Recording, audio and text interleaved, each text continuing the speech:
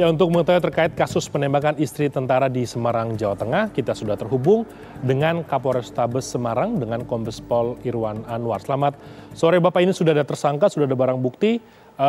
Apa saat ini fokus pengusutan dari pihak kepolisian, terutama pengejaran terhadap suami korban, Pak? Baik, terima kasih. Sebagaimana yang sudah disampaikan ke media dan ke masyarakat secara umum bahwa peristiwa penembakan terhadap istri anggota TNI yang terjadi di Kota Semarang pada hari Senin yang lalu itu sudah berhasil diungkap dan sudah berhasil ditangkap 5 pelaku dan 1 senjata api serta 2 kendaraan yang digunakan pada saat peristiwa penembakan tersebut. Saat ini tim gabungan TNI Polri dari unsur kepolisian daerah Jawa Tengah dan Kodam 4 Diponegoro sedang fokus untuk mencari dan menemukan dan menghadirkan suami dari korban atas nama M untuk dihadirkan.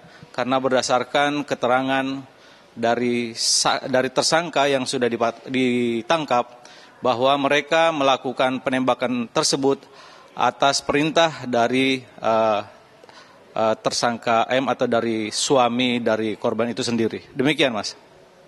Kapolres, untuk pengusutan sementara terhadap Kopda M yang sedang dicari, apakah sudah diketahui keberadaannya, Pak? Apakah masih di kawasan Jawa Tengah, apa sudah kemudian melarikan diri ke luar Jawa Tengah?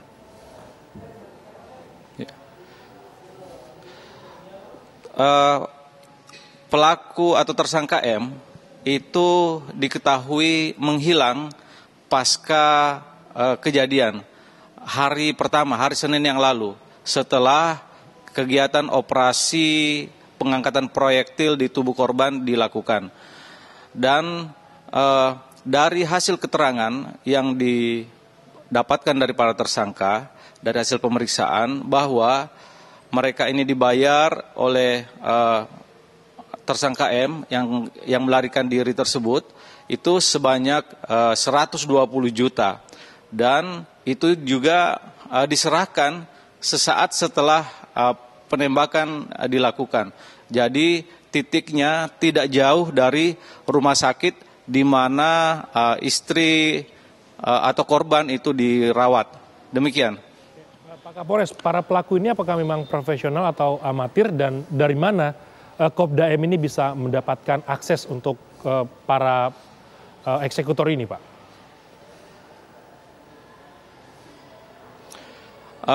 Yang pasti pelaku ini adalah misalnya tersangka Sugiono alias Babi, ini merupakan residivis dalam kasus kejahatan kekerasan, juga residivis dalam kasus narkotik. Kemudian dari pemeriksaan tersangka ini yang menerima order sejatinya adalah tersangka inisial Agus, tersangka atas nama Agus Kuncir, memperoleh memperoleh bayaran 120 juta, kemudian si Agus Kuncir juga yang bertugas untuk mencari senjata api yang digunakan oleh para pelaku. Bahkan dari keterangan yang bersangkutan itu diketahui ada bonus tambahan yang dijanjikan oleh tersangka yang melarikan diri bila korban meninggal dunia atau berhasil terbunuh. Itu sebanyak 200 juta. Itu belum sempat diberikan. Bahkan selain 200 juta ini juga bonus yang dijanjikan oleh tersangka yang melarikan diri ini selain 200 juta adalah 1 unit mobil. Demikian, Mas. Oke. Pak Kapolres, ini informasinya juga bukan pertama kali percobaan pembunuhan terhadap korban RW ini. Kabarnya sudah ada beberapa kali sebelumnya. Ini bisa dijelaskan, Pak, rentetan berkaitan percobaan pembunuhan terhadap korban?